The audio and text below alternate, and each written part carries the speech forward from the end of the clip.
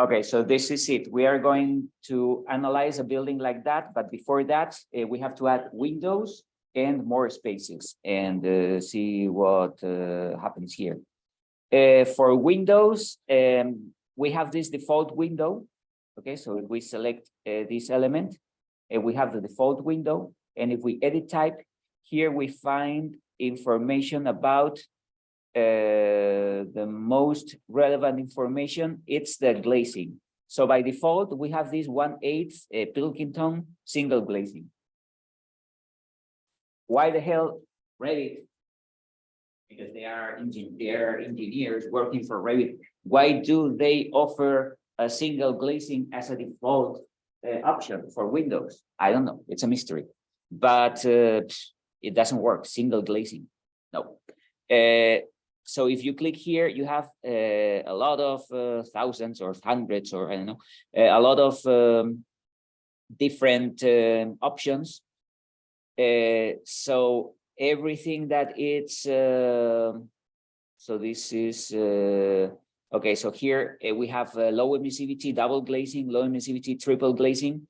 Low emissivity, it's a coating that works. We will give a lesson on windows or glass because it's something that it's there are so many options that it's overwhelming. But every time we see low emissivity, low E, that means that it works well for winter. Okay, so low emissivity means that the glass retains heat inside the building. If we don't have a low emissivity, the heat goes through the glass easily. But with low emissivity, we retain the heat inside the building. So in winter, this is what we want. In warm countries, low emissivity, probably it's a bad idea, okay? Because we don't want to retain the heat inside the building. But in cold countries, we should use this low emissivity. Then the other factor is the solar coefficient. So the solar coefficient is the amount of sunlight that enters the building. So those are the two parameters. Well, there are three parameters. We can have double or triple glazing. We can have low emissivity or without low emissivity. And then we can control the solar heat gain coefficient, SC. And the higher this number, the more sun enters the building. So 0.4 means that only 40% of the sun enters the building. 0.2 means that only 20% of the sun. Imagine sunglasses. They are dark and they reflect the sun. So that would be a very low solar coefficient, 0.1, 0.2. Okay, so if we have 0.1, 0.2, that means that the glass is transparent because we can see through the sunglasses, but it's almost dark. Okay. So the higher this number, the more transparent the glass. So the glass we have here, it can be like 0.7, 0.8, 100%. It's difficult to get, and it's very expensive. But this glass, it's around 0.7 or 0.8 transparent, and it's quite transparent. Okay, so regular glass is 0.7. And then what do we want? In cold countries, I would say that we want low emissivity because we want to keep heat inside, but we want to maximize the sunlight. So I would select, if we could find a triple glazing with a good solar heat gain coefficient, SC, this is 0.65. In this building, by the way, we have triple glazing. So probably this is the glazing that we have selected for this building. Something that it's quite transparent. So this value, it's above 0.5, the SC value, and it's low emissivity and triple glazing. Okay. So by default, we have single glazing. And so when we run a simulation in REVIT, by default, what do we get? We get that through the glass in heating, well, we have a very small window, so that's why this number is not so relevant. But if we make a bigger window, then the glass conduction in heating will be the largest number. Okay, common sense. Select this edit type, and make sure that the glass is something reasonable. It's not the default single glass that we have in Revit. Okay, so we have this. Now I'm going to select something different here. Okay, I'm going to apply a curtain wall.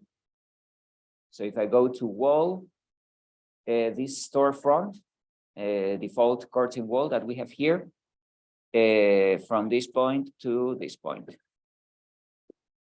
Okay, and well, before I need to see the 3D view because I need to extend the floor and the roof. So I'm going to edit footprint for the roof, and I'm going to cover this. Okay, and the same thing with the floor, a boundary here and there. Okay, so make sure that we have the roof and we have a floor, and here we have the curtain wall. So when we are analyzing the curtain wall, we can select this, and I don't know if by default you have these partitions, or anyway, in this case, by default, I have partitions, but I don't have any profile. Okay, so imagine that we have this wall without the mullions, but so we have two glasses that are connected, so they are just close to each other. So we have a glass partition, but we don't have the mullion itself. If we want to add mullions, then here in vertical and horizontal mullions, we have to select, let's select the rectangular one. In all these elements for vertical and horizontal, select rectangular.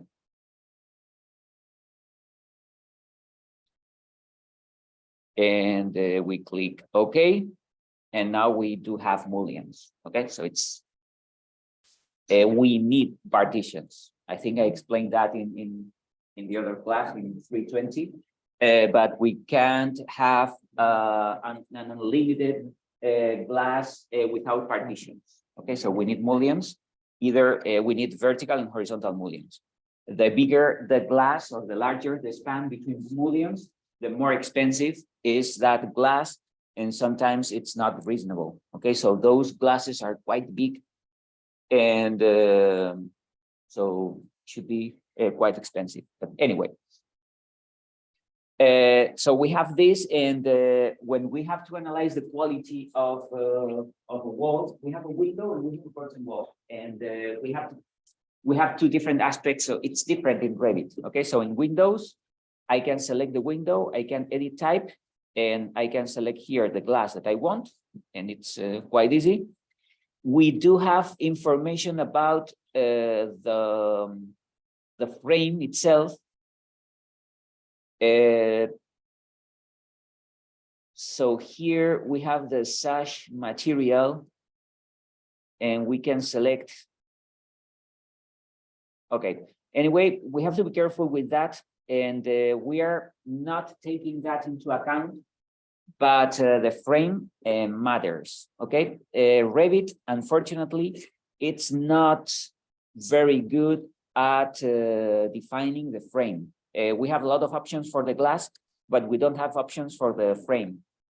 It's because the percentage of frame compared to the area of the glass, the percentage of the frame, it's very, very small, usually.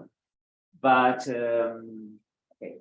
Anyway, this is something that Revit is not good at, calculating the influence of the frame in the curtain wall. Okay, so first we can select the curtain wall, but you see that if we select all these and we filter, we have the curtain panel, we have the curtain grid, we have the mullion, and then we have the floor and we have the wall. If we select wall, we select the whole wall. Yes. What's that? What did you open again? You mean to select all this? Yeah. You have to. I created a window. I selected everything, And then I selected filter. And here we have panels, the grid. Okay, the grid itself, it's nothing. It's just the line that divides the glass, but it doesn't have, it's not a material. So, and then we have mullions, floors, and walls. Okay, I want to select. So these are the three things that define the curtain wall. The curtain wall itself, the panels, and the, no, there are three things. Okay, so actually this is the wall. So if I only select the wall, I select the wall. If I don't select the wall, but I select the mullion, I select the mullions. And then here I can edit type because here I have curtain wall mullions, and I can edit type. And do I have, okay, so I do have a material. So let's select a material. Yeah, it's not in material by default. I have by category, so probably they will use aluminum or something like that. So probably they will use aluminum. We can select wood. Anyway, it doesn't have a good information about the material that we want to, or we can do that, but we have to create our own material with their own thermal conductivity. Yeah, so probably we have to do that, but it's not something obvious as when we define the or select the glass. Okay, so it's well, we need to know how Revit works. So it works like this. So if we want to define a specific mullion, we have to create it. It's not by default there. And the same thing happens with the glass. Okay, so if we select this and we filter and we select the curtain panels. Okay, so now we have selected the glass itself, and we can edit type. And by editing type, we have material, glass. And here we have the analytic construction. So for the material, by default, we have this terrible Pilkington single glazing. So let's be consistent, and we can select the triple glazing, low emissivity with solar coefficient 0.65. Okay, so if we do this, now the question is, I have selected this panel. By changing this panel, do I change the rest of the panels? Let's find out. So I want to select the curtain panel. I want to edit type, and so it's low emissivity triple glazing. Okay, so you only have to change one of the panels, and then if the panel belongs to the same type, then all the glazing, all the glazing panels are the right one, are correct. Okay, so at least when you place a curtain wall, before doing anything, before analyzing or doing this thermal analysis, we have to make sure that we have selected the right glass, because there is a huge difference between a single and a triple glazing, a huge difference. Okay. Okay, so now we know how to deal with windows and curtain walls. So the important thing is that we select the right glass in both windows and curtain walls. So I am going to do something. Okay, so I have a curtain wall here, and for this one,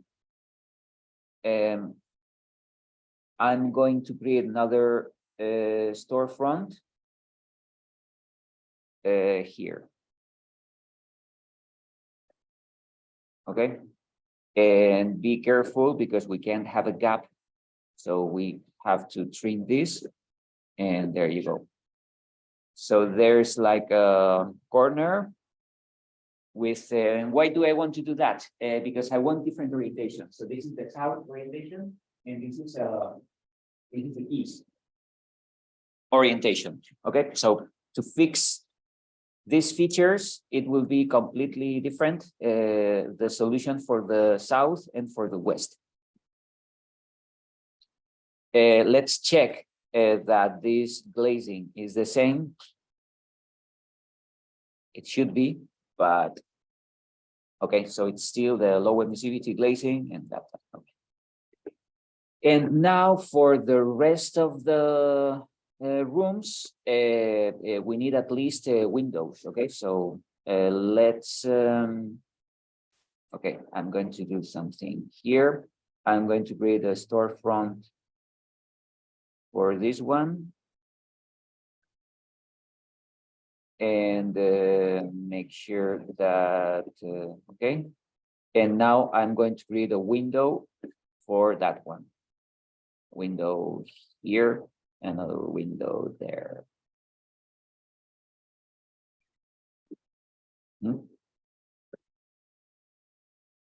There you go. Okay. So first, when we are designing buildings, all the rooms need natural light. Okay, so if we don't have natural light in one of the rooms, that means that it can be a storage room or a mechanical room, something in people don't spend time in that room if it doesn't have natural light. If it's a room in which people can spend some time, then we need natural light, we need windows, okay? So, and there are different kinds of windows. We can have windows like this, we can have a curtain wall, but now I want to check that this window is triple glazing. Okay, yes. So all the windows are triple glazing and all the curtain panels are triple glazing. So that's it. Now, what about the walls? So we have selected this generic wall. Let's, you know how to work with this. So you can create layers, and here we have like different options. So we have exterior, clapboard, and wood stud. I don't know. Do you have this by default? Okay, so let's select this one, and we're going to edit type and look at the thermal resistance. Our value, it's 8.4. It's ridiculous. Okay, so if we find this, we have to, but look at all the layers that we have here. Okay, so we have this is the exterior, and that's the interior. So from the exterior, we have a finish, a siding. Okay, and then we have the air barrier outdoors. Remember what we talked about, air and vapor barriers. So we have a vapor retarder indoors and the air barrier outdoors. Outdoors or indoors, what? The thermal insulation. Where is the thermal insulation? We don't have any thermal insulation here. We have the softwood lumber here. So there is no thermal insulation. Okay. So that's why the thermal resistance it's ridiculously low. Okay, so we have to increase that. So probably we have to add thermal insulation. But in terms of the quality of the detail, it's good because we have a vapor and the retarder, and we have the air barrier here. And the thickness of these membranes, it's 0, you see? So from the thermal point of view, it doesn't do anything, okay, because it's 0. And but REVIT, in theory, takes into account the condensation risks. It doesn't. Okay, so there is no way to analyze the condensation risk that we have in this. But by default, it does something that makes sense in cold countries. I don't know if we have a REVIT, if they understood that we are in New England, and the REVIT version that we have here, they understood that this is a cold country. Or I don't know, if you download REVIT in Miami or in Southern California, probably, I don't know if they will have the same detail by default. But anyway, here we have vapor retarder indoors and we have the air barrier outdoors. But we don't have any thermal insulation. So we need a structure and I would insert a new layer. Where is the new layer? Oh, so it's this one. I'm going to move it down. Okay, so I'm going to move it down here. So here I'm going to select thermal, and here I'm going to select a thermal insulation. By default, I think we have the rigid insulation. It's polystyrene. Okay, so let's select this one. And the thickness, let's try 6 inches, see what happens. So if I click OK, now this is 33. We are getting better. We have to, if we want to be close to the passive house standards, this should be around 40. So if we increase this with 8 inches, probably we will be above 40, it's 41. Okay, so now we have created a detail in Revit using the default one, in which the interior finish is a gypsum board. So it's this. Then we have a membrane, the vapor retarder. Then we have the rigid insulation. So the vapor retarder, it's always inside the rigid insulation. Then we have the structure, softwood, lumber. So those are like studs, or yeah, studs. And then we have plywood sheeting. So we have a plywood connecting these studs. And then we have the air infiltration, the air barrier. And then we have a siding, and the width of the siding, and even the width of this plywood sheeting. It's something very thin. Okay. So from the thermal point of view, the only thing that matters is the rigid insulation. The rest of the elements are very thin, and they don't matter, or they don't. Okay, so if we want to be above 40, what we need to do is to increase the thermal insulation. Okay, so let's define this wall. And now we have this. And all the outdoor walls, sorry, should be the same. So we have to go to this, which is this wall. Exterior. Okay, good stuff. This one, and this one, and this one.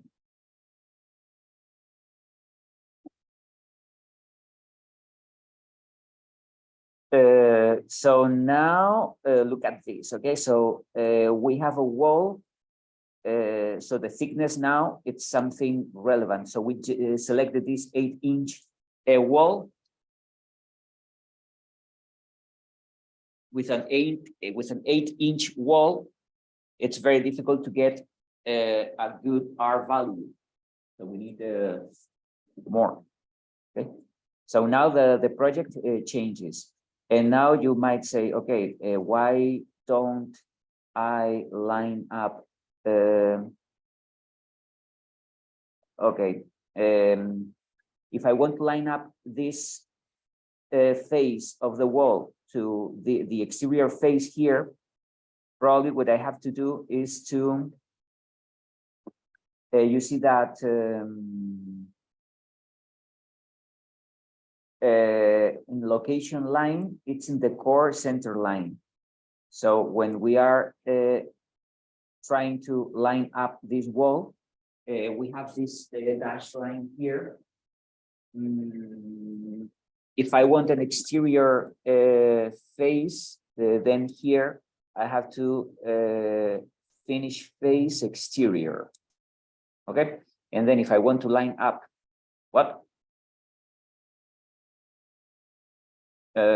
Well, it keeps working with this line here. I want to line up the exterior face of this one. Well, I can always work with a model, and now align this and that. Okay, that looks slightly better, but now, yeah, we have to adjust this here. And this corner works well. Okay, Now the interior walls, we're going to select an actual, not a generic wall. So we're going to select one of the interior walls, interior partition, either this or that, I don't mind. Well, it matters. So what does it mean, this 1 hour or 2 hours? Usually this is for the fire safety. Okay. So 1 hour, that means that if in the event of a fire, it takes 1 hour to collapse. 2 hours means that it takes 2 hours to collapse. Okay, so usually when you define a wall and you have 1 hour, 2 hours, or 90 minutes or whatever, it's the time that takes the wall to collapse. So 2 hours, it's better than 1 hour. Yes. I mean, if we're in a skyscraper, in a high-rise building, fire safety matters. In a building like this, it's not relevant, but anyway, 2 hours, it's better than 1. So we're going to select all these walls with this interior partition, and let's find out what kind of partition we have here. Okay, so that's why it's because it has a double gypsum wall board. So that makes it more resistant. Gypsum, it's a fire protective material. Okay, so when we want to protect the structure against fire, we recover this with gypsum. So here we have 2 layers or double layer of gypsum wall. So that's why it lasts 2 hours. Okay.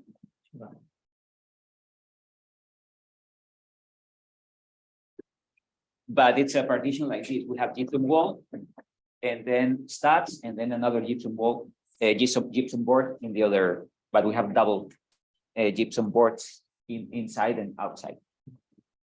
Okay, so now we have defined materials. We have to define the we have to fix the roof now. So I'm going to edit the footprint, and I'm going to line up the roof here and here.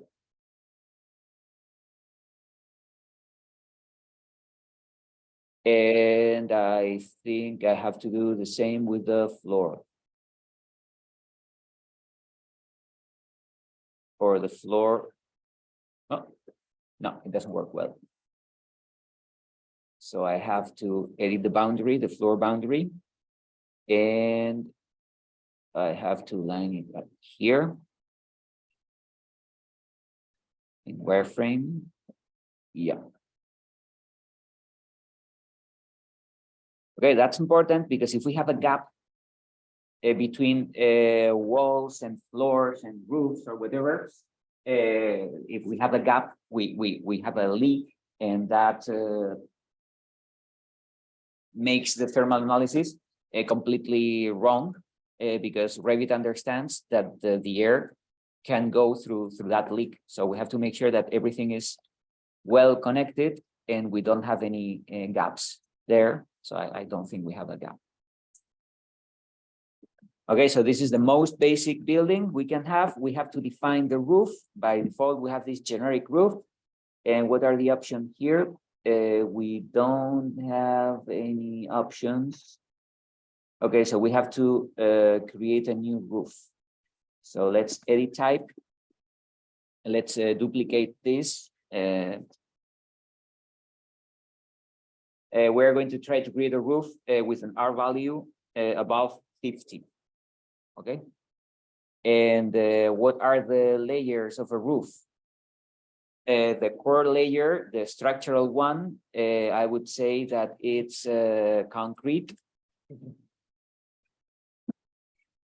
So we can concrete anyway, except lightweight, because lightweight concrete is something different. It can be cast in place or precast. I don't mind. Let's say cast in place. And this is 1 foot. Okay. And then remember that we can have these 3 options for roofs. Okay, so this is a flat roof. And you remember that last time I showed you 3 different options: the warm roof, the inverted roof, and the cold roof. I told you that the inverted roof is the best one, so I'm going to be consistent with myself, and we're going to design an inverted roof. Okay, so we have the roof deck. This is the concrete layer that we have created, and then we have the waterproof layer, and then we will have the thermal insulation, and then we need something to cover that thermal insulation. But we're going to do this one. Okay, so the roof deck, then the waterproof, and then the rigid insulation above. So let's do this, insert a new one. So what is this? This would be a membrane, okay, because, well, the waterproof insulation in roofs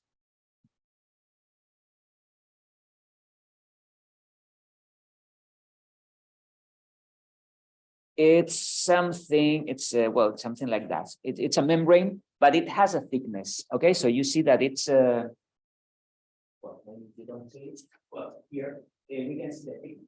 Okay, it's not just a membrane as the vapor retarder or something like that. And usually we have two different layers. Okay, so at the end we can end up having like ½ inch of this waterproof layer. Okay, so I wouldn't say that this is and then this is how we apply it with heat. Okay, so this is made of asphalt. So we literally melt it and we connect two rolls together. It's like we can see here. And then we cover the whole flat roof like this. But we work with heat because it's very important that two different rows are well connected so that there is not any leak. So we melt the material and then we yes, but this is how it works. We have to apply heat to place this waterproof layer, and this is made of asphalt. Okay, but it's not like the air or the vapor barriers that are so thin that they are membranes, so we can apply a thickness like 0. So this layer can have some thickness, let's say ½ inch. Well, that's another way. So it can be applied like these rolls. So we can unfold these and we apply this, or it can be like painting. I don't rely on paintings, so I prefer this one. But anyway. So this is the bituminous waterproofing membrane, bitumen.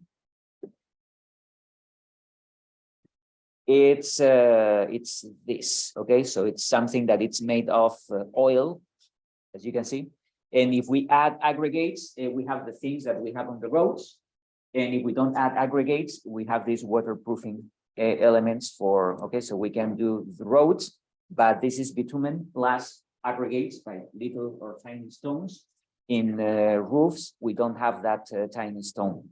But anyway, it's something that it prevents water from going through it. So it can be like this for roofs, or it can be asphalt versus bitumen. I think it's about what's the difference? Let's find out.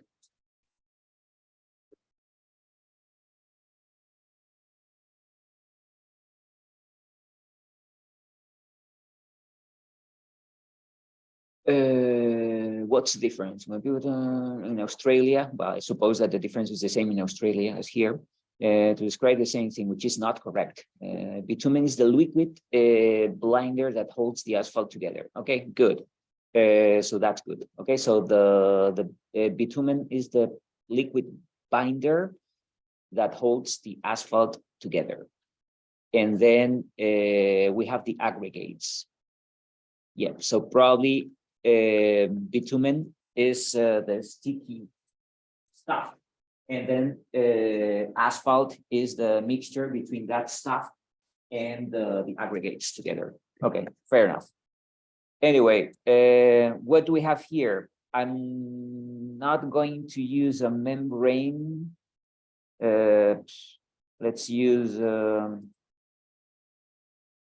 thermal substrate substrate. And what do we have here? Do we have bitumen? We have air filtration, asphalt shingle. Okay, let's use asphalt.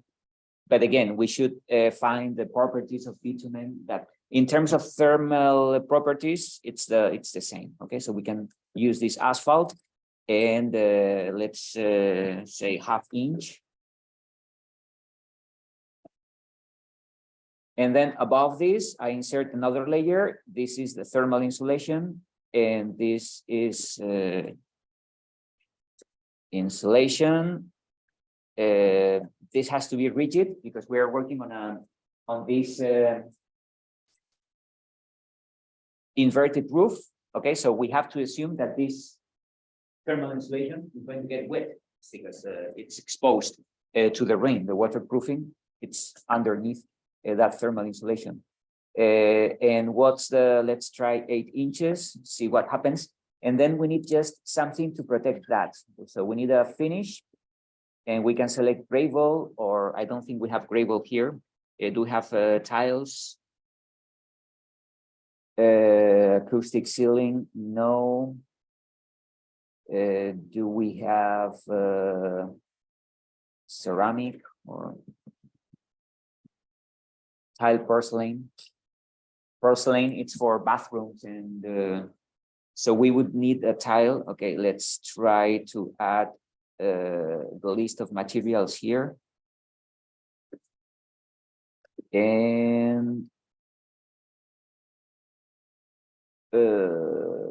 medium blue ceramic. Okay, we have ceramic tiles.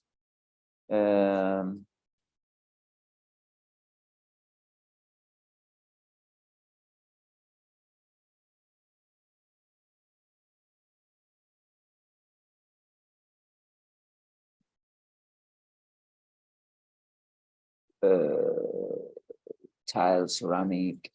Okay, ceramic tile, something. Okay. It's not going to be relevant because it's going to be something very finished. What the hell? Now we need a ceramic.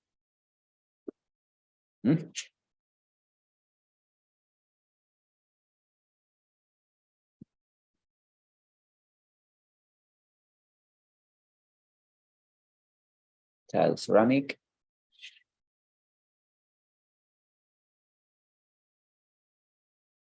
And I think it's here now.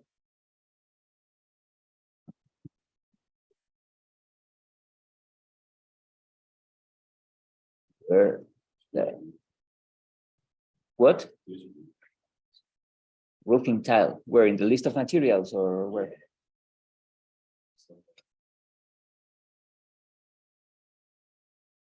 Anyway, I will use this porcelain tile because it's not relevant, because this is going to be just a 1/2 inch too.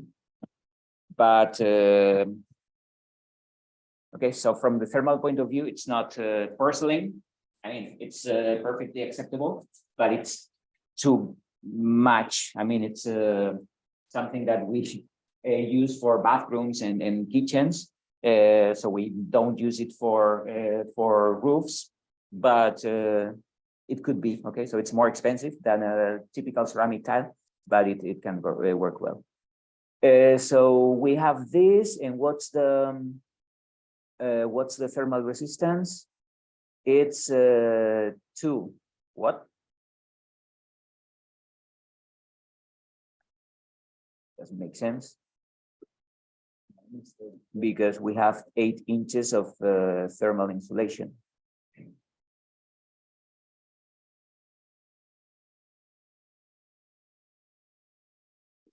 Okay, so if I do this and I edit type, do you have this thermal resistance of 2.8? What do you have? 34. 34. That makes sense. Okay. You have 2.8. Let's try another thickness here. And now it's 3.06. It doesn't make sense I think there is something wrong here because this is 45. So I think this is the right thermal resistance. Yeah, I think there is something wrong with this. With 10 inches of thermal insulation, yes? Yeah, I found in my elements. Yeah, It's 24.9. the thermal mass. Yeah. And what about the heat transfer coefficient? 0.02. 0.02. Yes, that makes sense. So all these, your numbers make sense, but you have the same detail. You have the, Yeah. okay. So there's something wrong. Well, this is something REVIT fails to make a simple calculation. Okay, so this is not, I think there's something weird with this because 45 is the, and look at the units, the thermal mass doesn't have these units. What are the units of your thermal mass here? They are not BTU times divided by, it will be pounds divided with whatever. Yeah, they're the same. They're the same, BTU divided by, yeah,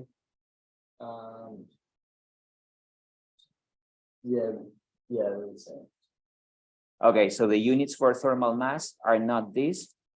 There is something wrong with this thermal resistance, but looking at these values, if we have 10 inches of thermal insulation, let me change this quickly. It says the total thickness is different. Okay, so look at this. Now, if I use plywood, this is 15. Okay, let's try again the rigid insulation.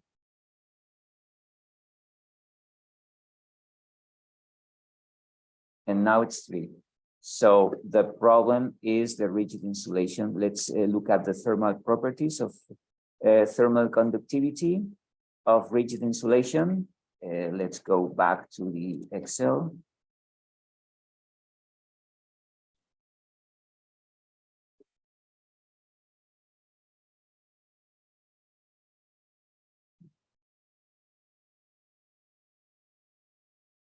Thermal conductivity of polystyrene.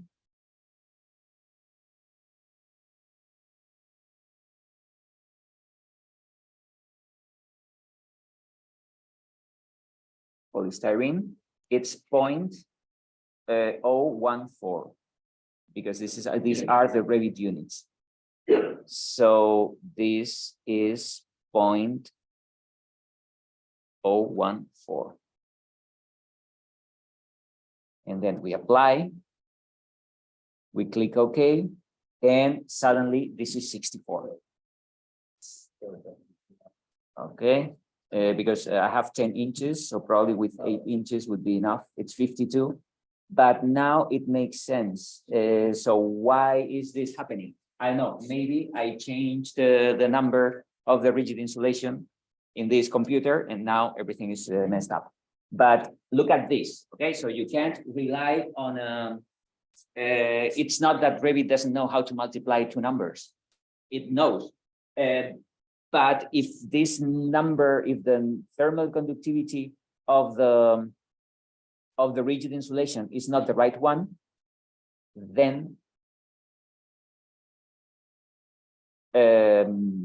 everything's wrong. Okay, so now we have a thermal resistance that is 52.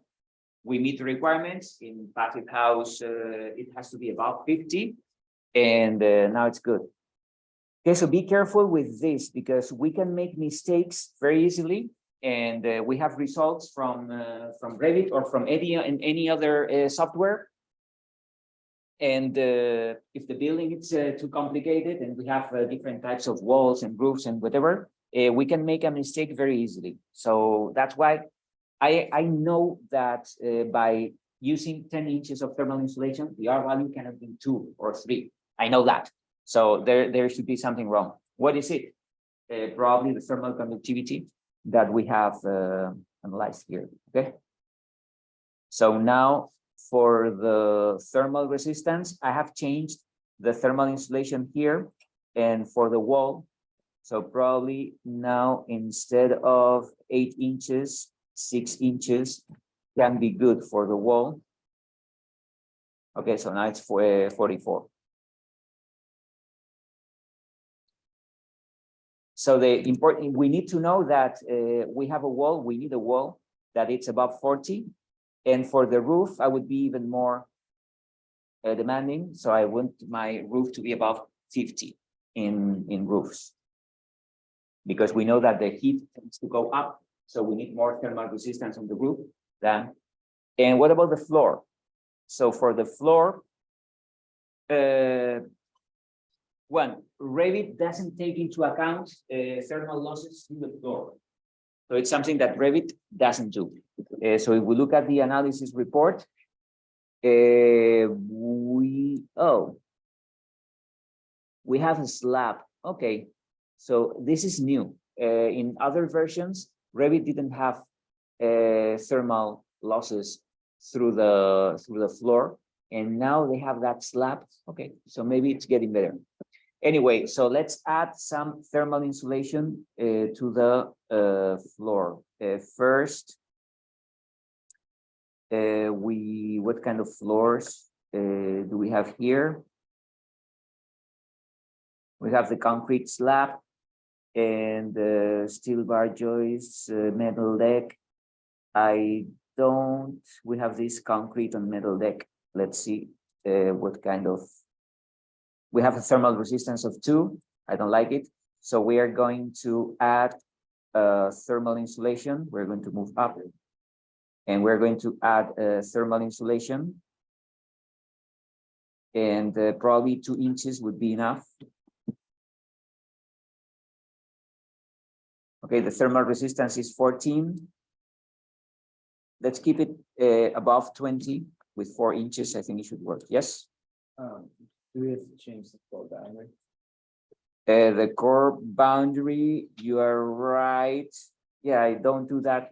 Okay, so let's, we have the concrete, it should be the core boundary. So let's move this above the core boundary and move this below. So the core boundary is always something structural. So in this case, concrete goes well. Okay. So that's it. Now we have the rigid insulation. Oh, and we need tiles. So we are going to insert a new layer for the floor. And we need, let's say, wood. And this is the flooring, right? 0.5 inches of wood, it's good enough. Okay, but let's keep the thermal resistance of the floor above 20. It's good. Okay, so it's not very relevant because the heat that we lose to the floor sometimes it's not relevant, but anyway, so it doesn't do any harm. Yes. Does it matter what the function as? Doesn't matter what? We'll leave the function as when we're editing. It matters. Yeah, because I didn't. Okay, so this is not structure. Okay, good. Let's use thermal air layer, and for the wood, let's use finish. It matters when we are calculating the money of because REVIT, we have defined all these layers. And there are a lot of things we can do with it. Now we are focusing on thermal insulation. If you're focusing on the budget, then you can say, okay, what's the budget of the structural elements? And REVIT takes all the structure here. Or what's the finish? So REVIT takes all the finish elements or the thermal insulation.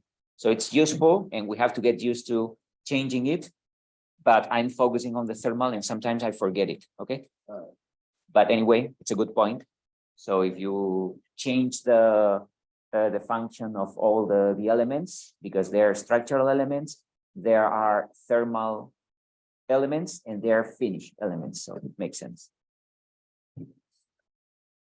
Okay, so now we have a wall above the R value, it's above 40. Good. We have a roof, the R value it's above 50. and the floor, the R value, it's above 20. Yeah, so with this, we can get by. And the glasses of walls and curtain walls, they are triple glazing with low emissivity and all that stuff. Okay, so this is a high quality building. It's not a masterpiece of contemporary architecture, but is what we would call a high quality building. It's like the TDS center. So in the TDS center, we have a good R value for roofs, for walls. We have triple glazing in the curtain walls. Okay, so it's a high performance building. So I remember that other courses, we compared low performance buildings with a high performance building, but I don't think it makes any it doesn't make any sense anymore, because what's the point in building low performance buildings? We're not here to learn how to build a low performance building. We have to aim to high performance ones.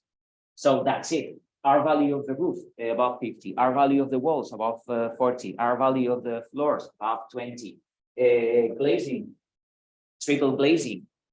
Okay, let's aim to a good building and then make it better. Okay, but it doesn't make sense using other kinds of thermal insulation, other kinds of glazing.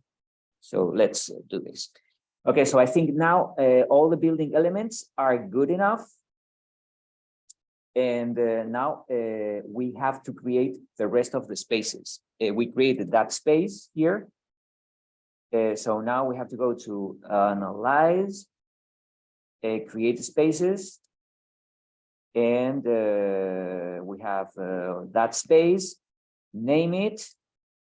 So that will be, so what was the criteria for naming the space? It was name 0101. Okay, so this is first floor, space 1. So that would be first floor, space 2. If you know what this is, and if it's on the first floor, this can be the meeting room. Okay, so you can name it, but make sure that you understand what kind of space we are working with. And then check, because I remember that we changed a lot of things in the space type. Okay, so the area per person was 20 square feet per person, and we changed the outdoor air per person to 20. So make sure that this one has the same, it should have the same thing. Okay, 20 and 20. Okay, good.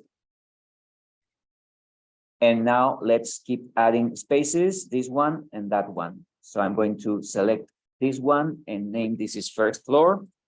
And this can be office 1. And this is first floor.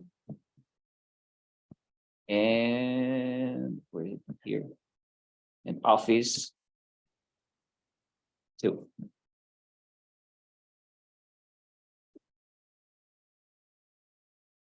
Okay. So now we have the spaces with names. Are we done with this? Not yet, because sometimes in Revit, so let's go to view. We're going to create a section. And I want a section through the spaces here. And I want to see the building section. Remember that we have to invisibility graphics. We have to select space and click on this. There you go. Okay, sometimes for some reason we see that the space it's like that. If that happens, it's terrible, because Revit understands that the space here is out of space.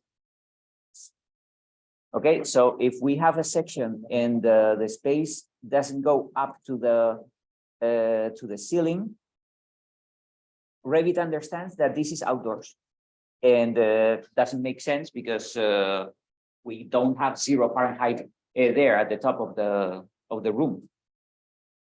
Okay, so be careful and check that all the sections of the building, then we can select these two. So check that the space gets up to the ceiling. Sometimes it doesn't happen. Most of the times it doesn't happen. It's like when you design structures or whatever, Revit places the structure with an offset of, I don't know, it does weird things. So in this case, it works, but usually it doesn't work. Okay, so we're not so lucky. So sometimes the spaces don't fit, especially in vertical, and especially if we have a tilted roof. I'm going to show you what can happen if we select the roof and we edit footprint and we just define slope here. Okay, so if we have this, what happens with the section? That happens. You see? So the roof or the space is not getting up to this, and then it's terrible. Okay, so we're not going to work with the tilted roof now. So I just want a flat roof.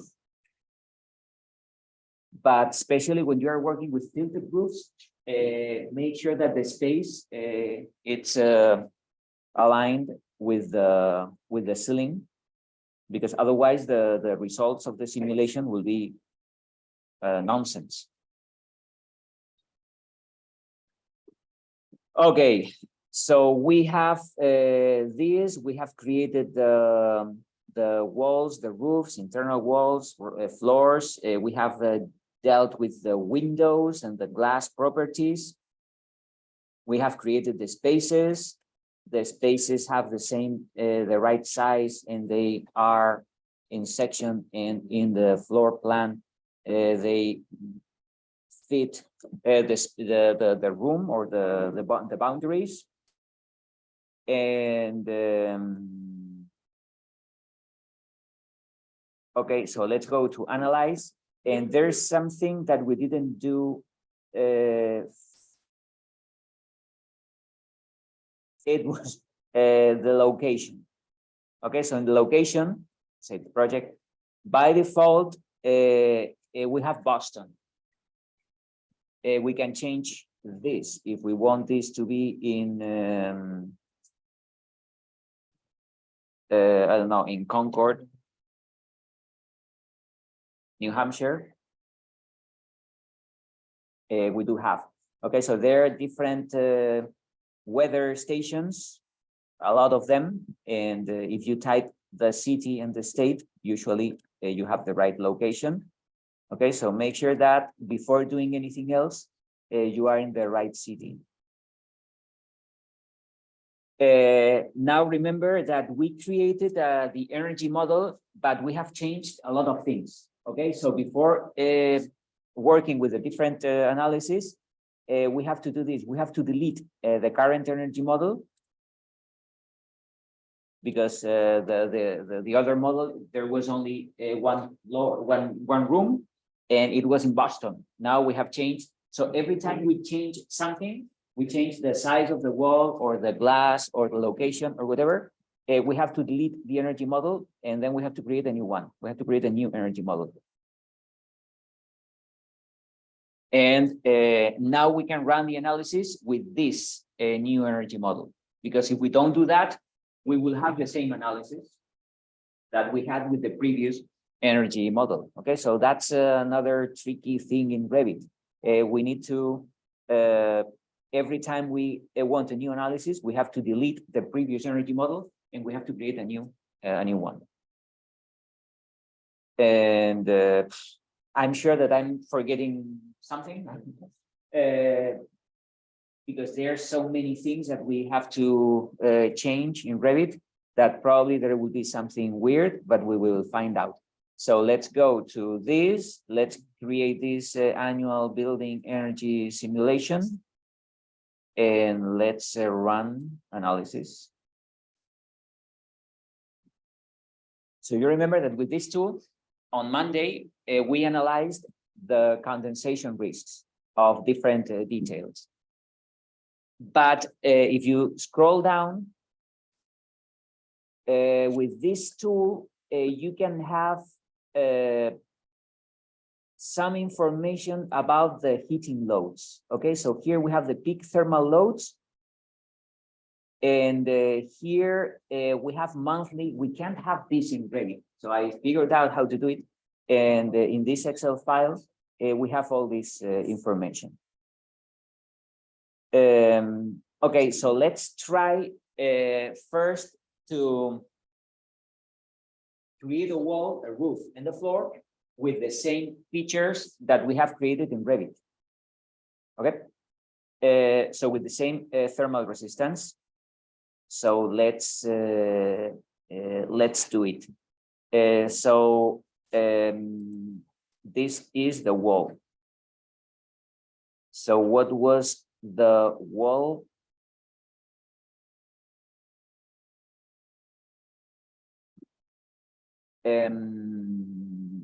So we have a siding, we have plywood, the rigid insulation, it was 6 inches, and the vapor retarder, and then the gypsum wall. Okay. So the interior is the gypsum.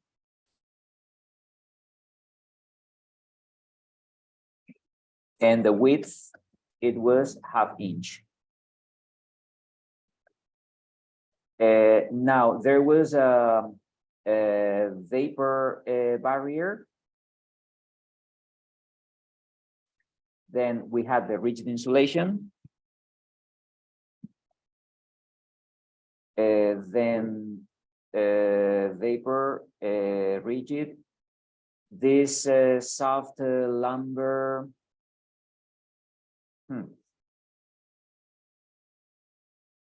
Okay, let's do this. Here we have softwood.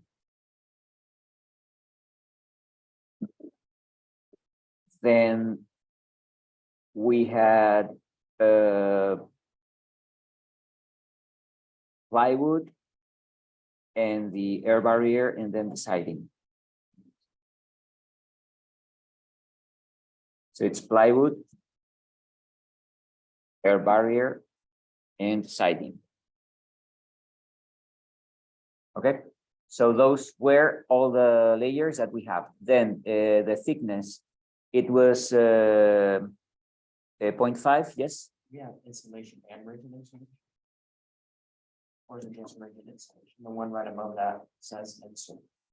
Oh, you are goddamn right. So I'm going to move all these up. And this one, it's empty, okay? So we just have one layer of thermal insulation, can be either this one or the other one. But I want to check first the thickness. So for the gypsum is 0.5, the vapor barrier, it had something very thin, 0.1. The rigid insulation or the insulation, it's 10 inches. The softwood, it was 5.5. The plywood, it's 3/4.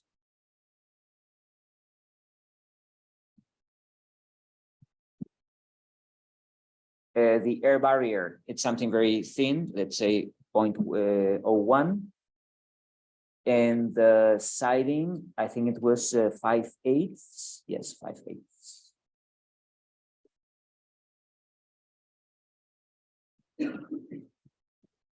And the one that it's empty, type 0 in the thickness, and that's it. And then we need the thermal, what is this? The thermal conductivity. So for the thermal conductivity, we should have the same thermal conductivity that we have there. Unfortunately, the units are different. So we have to find the thermal conductivity here, but it shouldn't be much different. The only thing that matters is the polystyrene.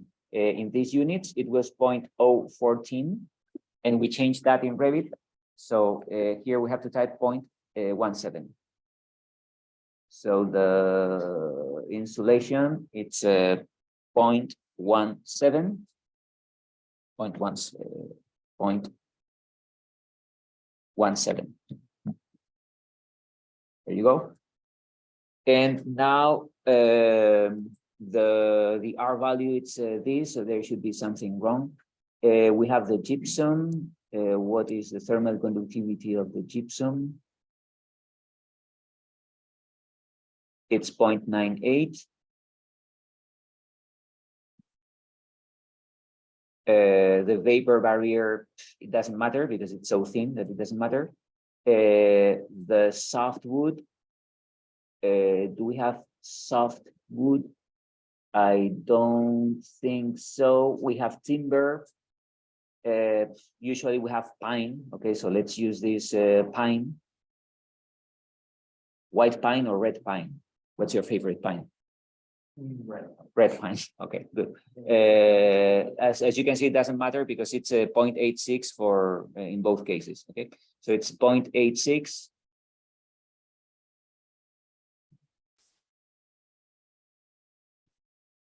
For the plywood, 0.75.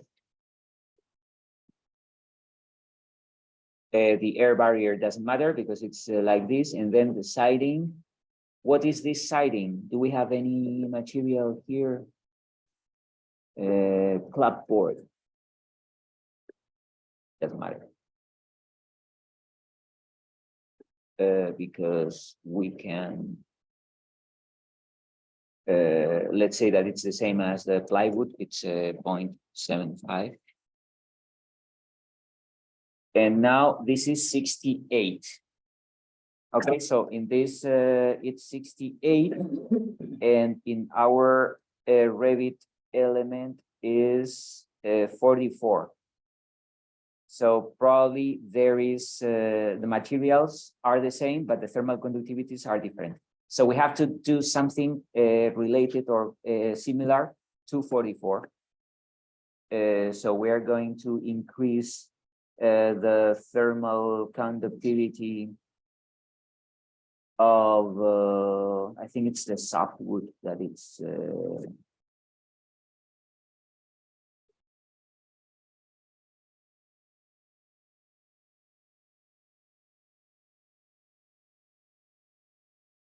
or maybe it's the thermal insulation, let's say 0.2.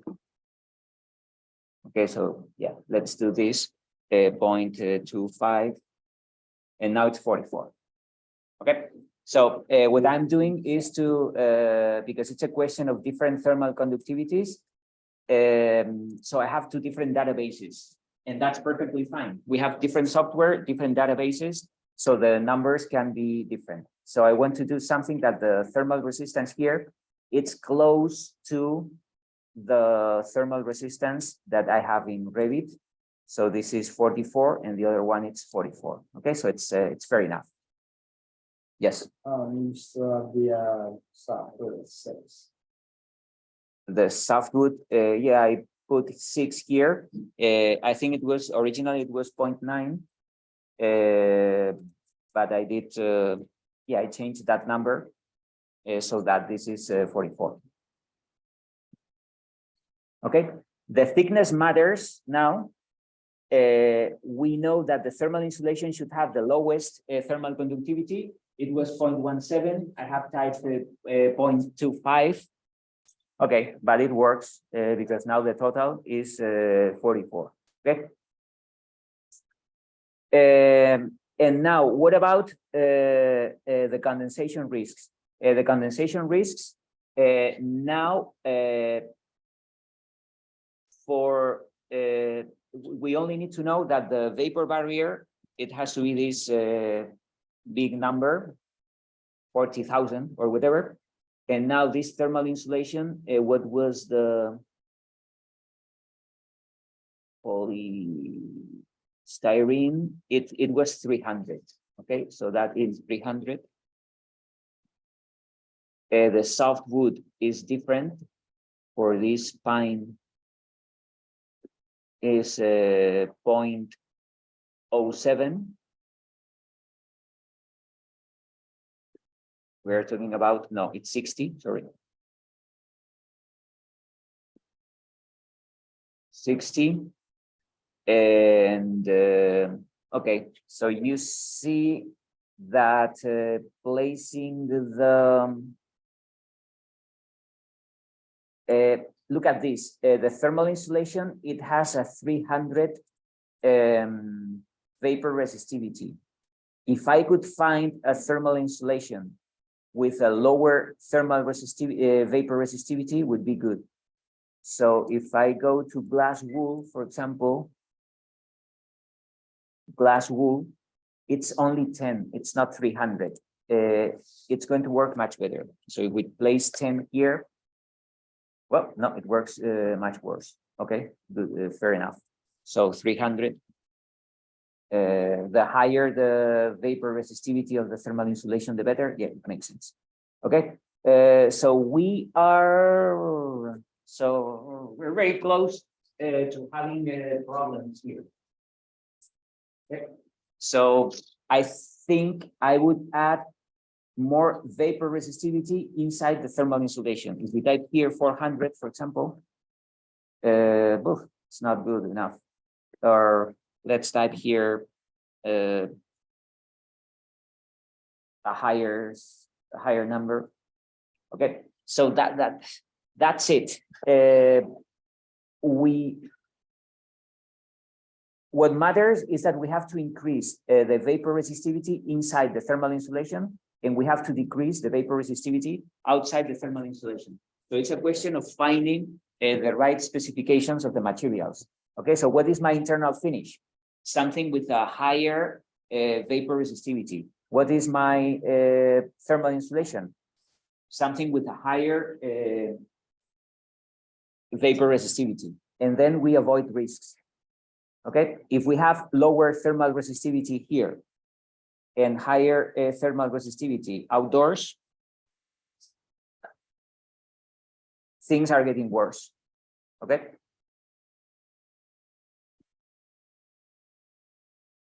So theoretically, it's very easy. Then finding the right material, it's quite complicated, and we have to be very careful with these specifications. Okay. But the idea is that we have to reduce vapor resistivity outside, and we have to increase vapor resistivity inside the thermal insulation.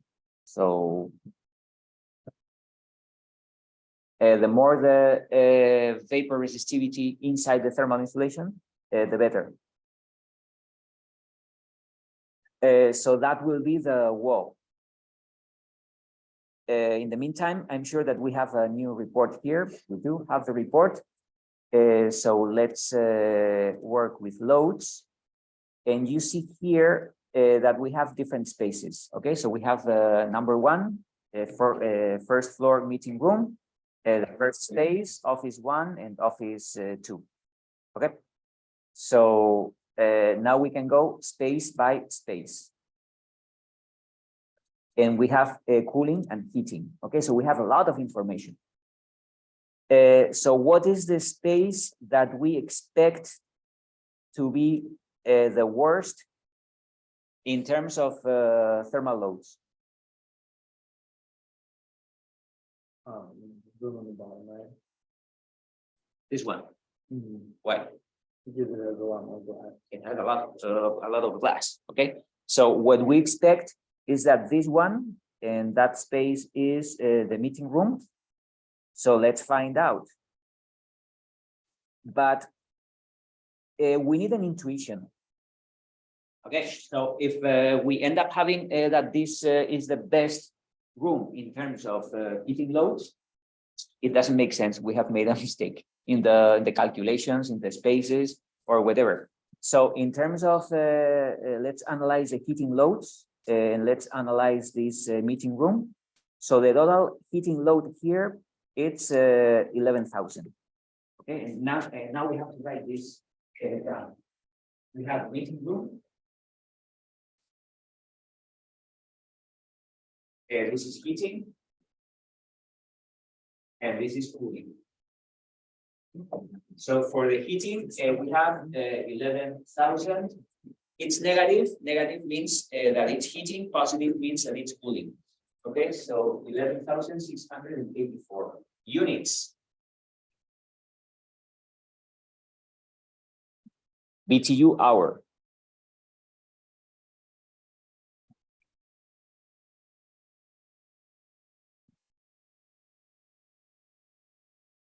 Okay. So the heating load, the total heating load of that, and what is the worst part? 9,000 through the glass. It makes sense. There's a lot of glass. It's the best glass available in the market, low emissivity. But out of 11,000, 9,000, it's because of the glass. Okay, so I know I would change the design. Do we need that kind of, or do we need that amount of glass, or can we create a building that is good enough without that glass? It's your decision. You are the architect, but you know that most 9,000 out of 11,000 of the total BTU. So it's 80% of the heating load goes through the glass. What would be the best or the lowest room in terms of energy losses or heat losses? Evan, you said it. So what if this is the worst? What would be the best one? The one next to it. This one, because it's the smallest. We have a lot of wall here, and the window is very small. So that was space number 1, I think. Yeah. So let's go to report. Let's analyze the space number 1 in heating. So the space number 1 is 4,194.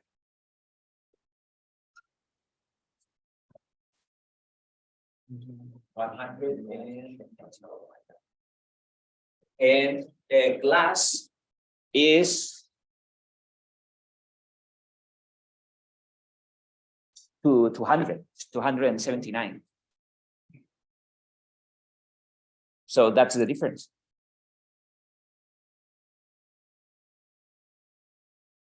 Okay.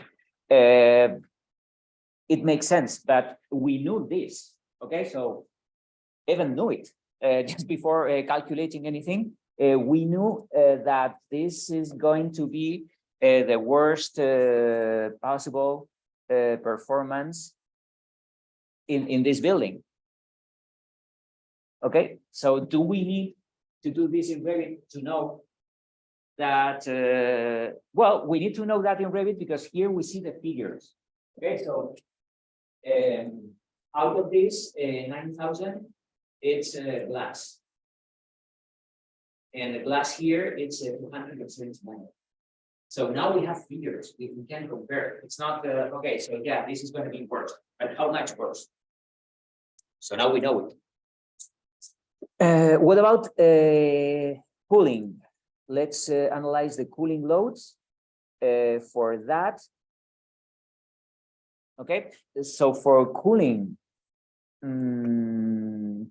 that's interesting. Okay, so this is something that we have to analyze here. We have the envelope, we have internal gains, and we have systems. So if we analyze cooling, the total of this is 10,000. 10,000 for 17. But I want to differentiate between the envelope, the internal gains, and ventilation. Okay, so the envelope is 4,128. Internal gains, it's 3,459. And the ventilation is 2,930. Okay, so that's cooling. So in this case, internal gains in ventilation are higher than the envelope.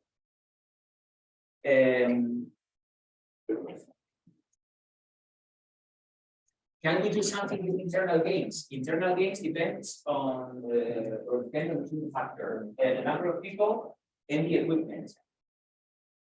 Remember that when we were defining the space, we were assigning the number of people. Can we do something with the number of people? No, we can say, oh, we are spending a lot of energy, so let's get rid of people. No, we can't do that. Can we do something with the equipment? We can select the best quality equipment because all these elements, they release heat. Okay, so when they're even in standby mode, they release heat. So the better the equipment, the less heat they release. So we can do that, but does it depend on architects? Not really. We're not telling our client what kind of computers they are going to use. And what about the ventilation? Well, for the ventilation, I think this number is very high.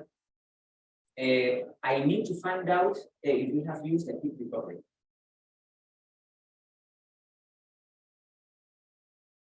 Have we used a heat recovery in REVIT? We don't know yet. Okay, but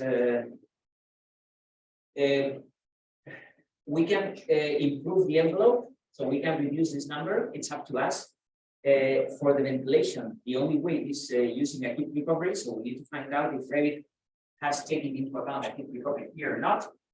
We haven't specified that.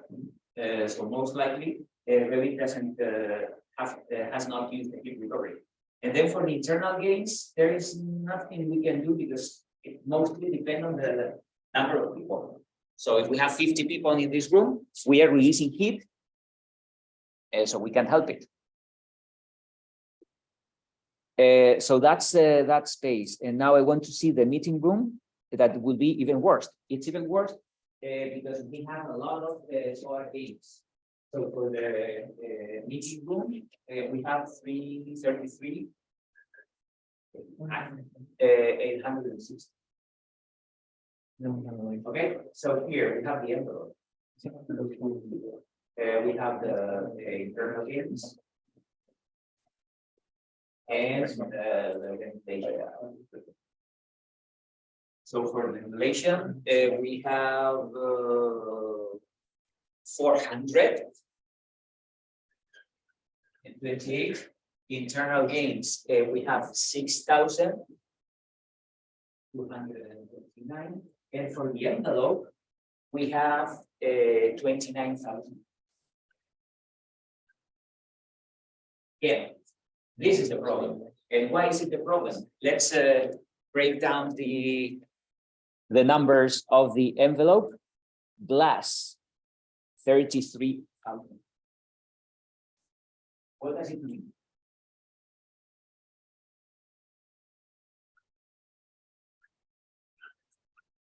So we have 33,000 through the glass and 29 total.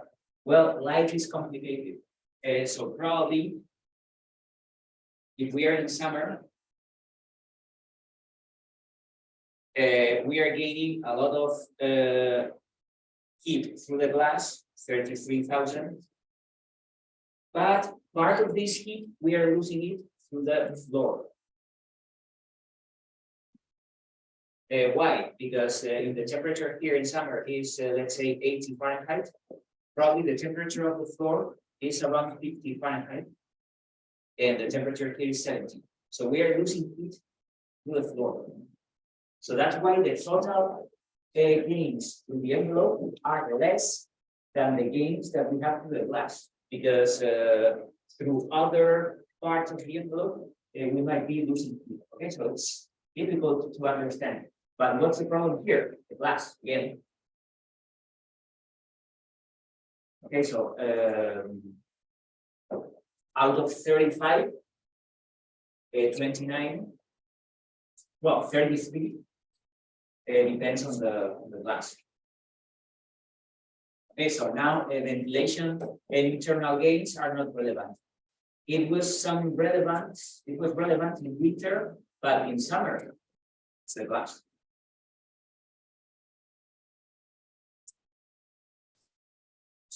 Okay, so we have a lot of information here with this simple report, but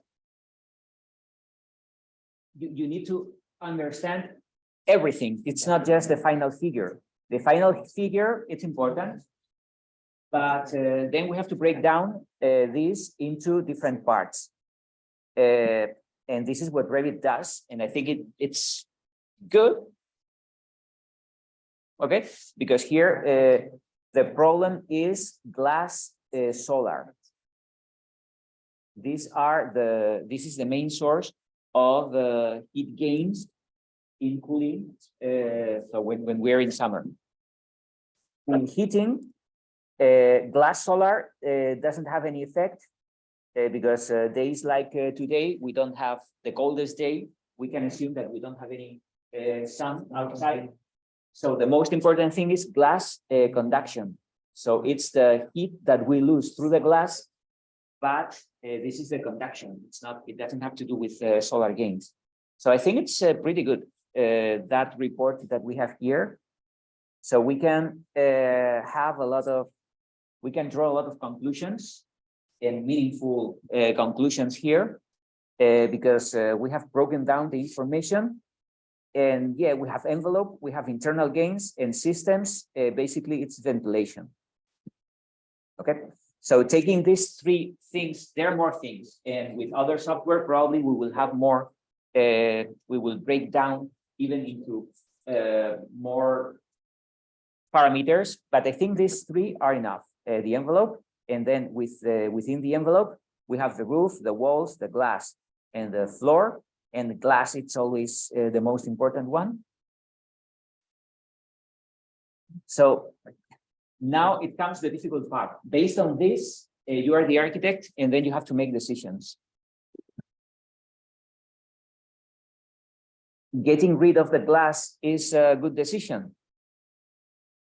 In terms of energy efficiency, it is, but there is more to architecture than energy efficiency. So maybe you need that glass because you need it, and you need it because there are wonderful views in that corner, or maybe because the client says no, I want glass because I want it, or there is some reason. Okay, but the dangerous thing in Revit is that you can turn a wall into a curtain wall so easily. It takes just this. It's just a click, and okay, curtain walls here, curtain walls there, north, south, east, west. I don't mind. So every time we do this, we turn glass into a curtain wall. We are adding thousands of BTUs to our heating or cooling system. And adding thousands of BTUs means that we are adding hundreds of dollars per month in the heating or the electricity bill. Which it's okay, I think this building wouldn't be so appealing without this, with the glass that we have here. Okay.